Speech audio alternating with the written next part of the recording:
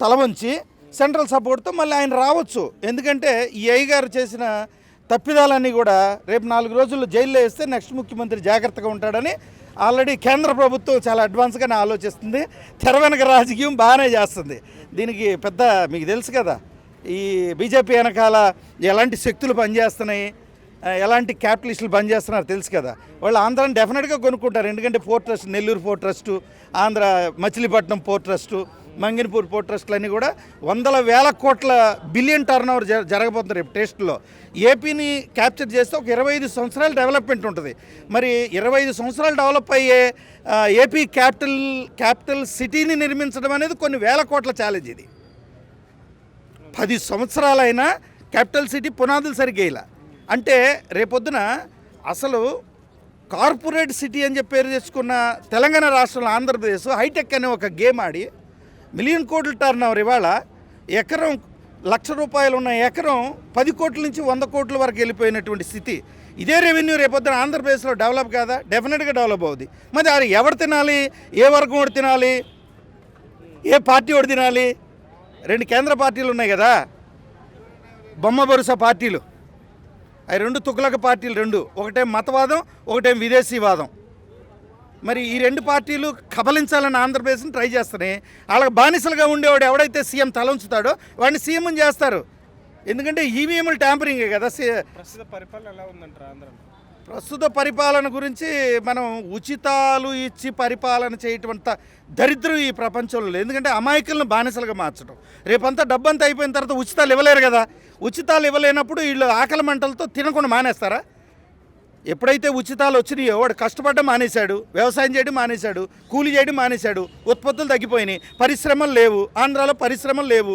కూస్తకాస్త వ్యవసాయం మీద ఆధారపడితే వ్యవసాయదారులు కూడా ఇవాళ వ్యవసాయం చేసే పరిస్థితి లేదు. కూస్తకాస్త పొలం ఉన్నవాడు కూలీని పిలుస్తుంటే 1000 రూపాయలు ఏంది రానంటున్నారు ఇప్పుడు. ఎందుకంటే నెలకు 3000, 4000, భార్యకు ఒక పెంచను, భర్తకు పెంచను, ముసలోడికి పెంచను, కడుపు నిండా తిండి ఉంది కదా, పని సరిగ్గా చేయట్లా. అంటే పనికి రాని దద్దమలు చేశారు ఆంధ్రప్రదేశ్ ప్రజలంతా. ఇది మంచి అంటారా? అంటే ప్రభుత్వం మంచి చేసిందంటారా? తాయిలాలు ఇచ్చి ఏం జరుగుతుంది ఆంధ్ర రాష్ట్రంలో? అసలు ఈ దేశంలో ఏం జరుగుతుంది? రాజకీయం. మనిషి అయి పుట్టిన తర్వాత, మానవత్వం ఉన్న తర్వాత రాజకీయం ఎట్లా చేయాలో ప్రజా సంక్షేమ రాజకీయాలు చేయాలి, ప్రజా సమతా సిద్ధాంతాలు తీసుకురావాలి. మరి ఇవన్నీ మానేసి కుట్ర రాజకీయాలు ఏంటి? 70 సంవత్సరాల తర్వాత కూడా ఆధిపత్య రాజకీయాలు, క్యాపిటల్ రాజకీయాలా? రేపొద్దున క్యాపిటల్ 100 కోట్లు నోట్లు ప్రింట్ చేసి నోట్లో పెడతారా?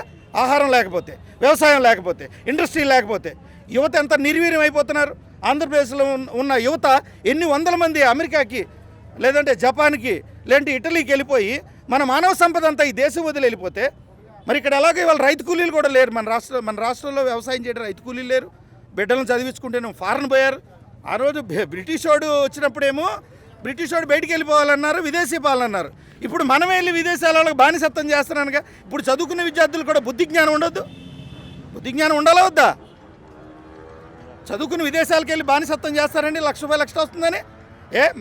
మన రాష్ట్రంలో ఆంధ్రప్రదేశ్ లాంటి కుండిపడిపోయిన రాష్ట్రంలో వ్యవసాయ ఉత్పత్తులు, అగ్రికల్చర్ రిఫార్మేషను, ఆర్గానిక్ అగ్రికల్చర్ రిఫార్మేషను చేయాలి కదా. ఎవడో ఒకటి చేశాడు ఒక అగ్రిగోల్డ్, వాడిని సర్వనాశనం చేశారు కదా. ఒక 6 లక్షల మంది జీవితాలు నాశనం అయ్యాయి కదా. మరి ఆ జీవితాలు నాశనం చేసిన ప్రభుత్వం ఏది? పడిపోయిన ప్రభుత్వం.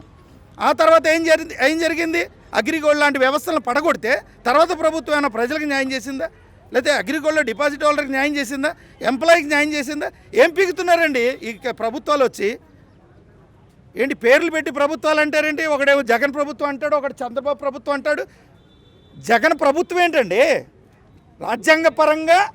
రాజ్యాంగపరమైన ప్రభుత్వం ఆంధ్రప్రదేశ్ ప్రభుత్వం అనాలి. జగన్ ప్రభుత్వం అంటారు. ఎవడ బాబు సొమ్ము ఆంధ్ర రాష్ట్రం? ఎవడ బాబు సొమ్ము? జగన్, చంద్రబాబు ప్రభుత్వం. చంద్రన్న ఏంటండి? చంద్రన్న ఎవడంటే? బొంగుగాడు చంద్రన్న. ఎవడు బొంగుగాడు? ఆంధ్ర రాష్ట్ర ప్రభుత్వాన్ని గౌరవంగా పిలవాలి. వ్యక్తిగత ప్రభుత్వాలు ఉంటాయా రాజ్యాంగంలో? పబ్లిసిటీ చేయడానికి సిగ్గుశరం లేదు. కనీసం డిబేట్లో మాట్లాడుతూ కూడా చేతకాని వాళ్ళని ఎమ్మెల్యేలుగా సెలెక్ట్ చేసి బ్యాక్డోర్లో ఎమ్మెల్యేలు చేశారు. 175 మంది ఎమ్మెల్యేలు, 60% ఉంది.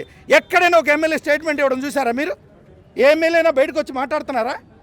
ఎందుకు మాట్లాడరు? నీ కుటుంబ సమస్యలు, నీ కబ్జా సమస్యలు అయితే నువ్వు రోడ్డుకి ఎక్కుతావు, కోర్టులకు వెళ్తావు. మరి ప్రభుత్వం ఎంతమంది?